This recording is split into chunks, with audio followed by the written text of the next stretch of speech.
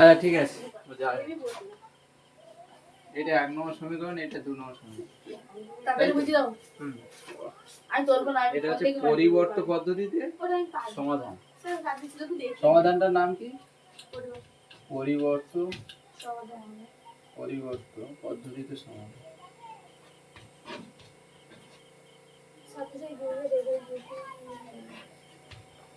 পরিবর্ত পদ্ধতিতে সমাধান, পরিবর্ত পদ্ধতিতে সমাধান, ঠিক আছে।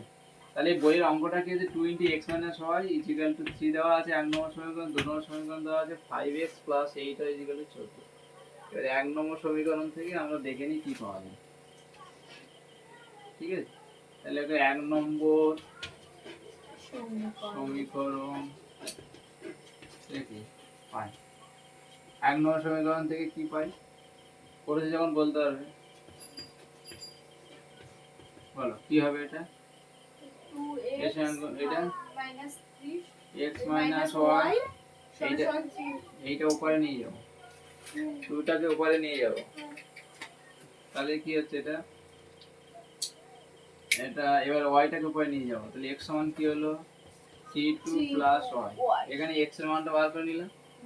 এবারে দ্বিতীয় সমীকরণ x এর পরিবর্তে মানটা বসাবো। এই পরিবর্তে মানে কি, এখানে x এর একটা মান বার করে নিয়েছি, এখানে গুণটুন অত করবো না, এটা সহজ পদ্ধতি করে দিই। 3 আর 2টাকে উপরে নিয়ে যাচ্ছি, তাহলে 3 2 হয়ে যাবে, এখানে 2 গুণ আছে, তাহলে সমান সমান চিহ্ন উপরে যখন 2টা যাচ্ছে তখন 3/2 হয়ে যাবে, 3/2 হবে তো। আর এখানে x - y আছে, তাহলে x = y-টাকে উপরে নিয়ে যাব, তাহলে হবে কি 3/2, আর এই মাইনাস y ছিল ওটা হয়ে যাচ্ছে প্লাস y, তাহলে x এর একটা মান পেলাম, মানে এইটা ওপাশে নিয়ে যেতে হবে। হ্যাঁ, তাহলে x এর মানটা একটা পেলাম। এবারে এই 2 নম্বর সমীকরণে এই মানটা বসাবো। এবার 2 নম্বর সমীকরণে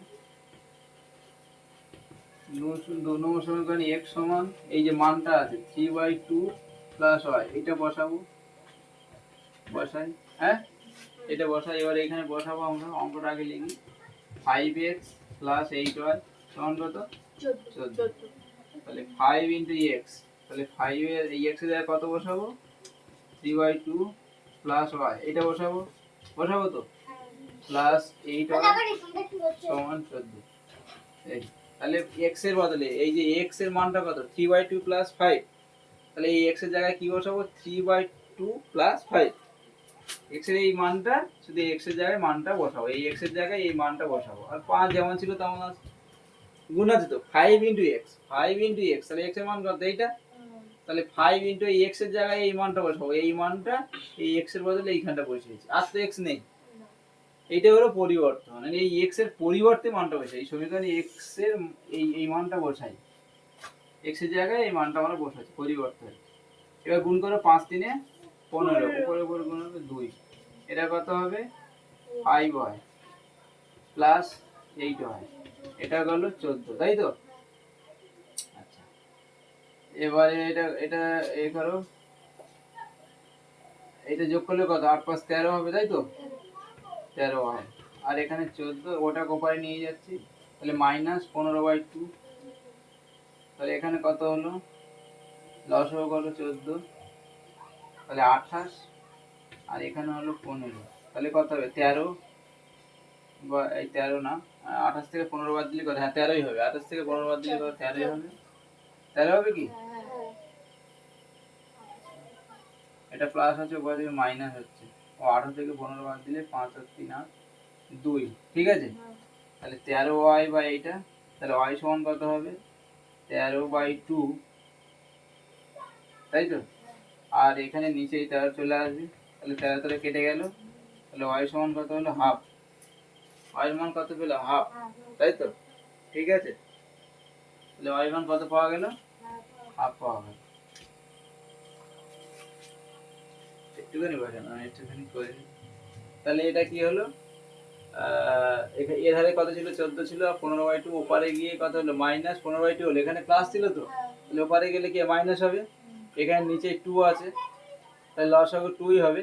এবার নিচে কিছু নেই মানে 1 আছে, 1 দিয়ে 2, 2 14 28, আর 2 কে 2 দিয়ে ভাগ করলে 1 হয়, 1 এর সঙ্গে 15 গুণ করলে 15 হয়, 18 থেকে 15 বাদ দিলে কত হয় 13, আর নিচে কত 2 আছে, এবার 13 2 26, এইভাবে করলেও হয়, যদি এখানে বুঝতে পারো অসুবিধা হয় তাহলে এখানে কোনাকুনি গুণ করো, গুণ করলেও আরো সোজা হয়ে যাবে, কিরকম এটা যদি কোনাকুনি গুণ করি তাহলে কত হবে 26 হবে, তাহলে তো কোনো 26, তাহলে 26y সমান 13, তাহলে y সমান কত হবে 13/26, তাহলে 13 এককে 13, তাহলে তো কোনো 26, তার মানে সেই y এর মান কত হচ্ছে সেই হাফ, y এর মান হাফ, তাহলে একটা মান কিন্তু আমরা পেয়ে গেলাম, তাই তো।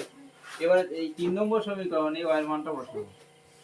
এবারে আমরা 3 নম্বর সমীকরণে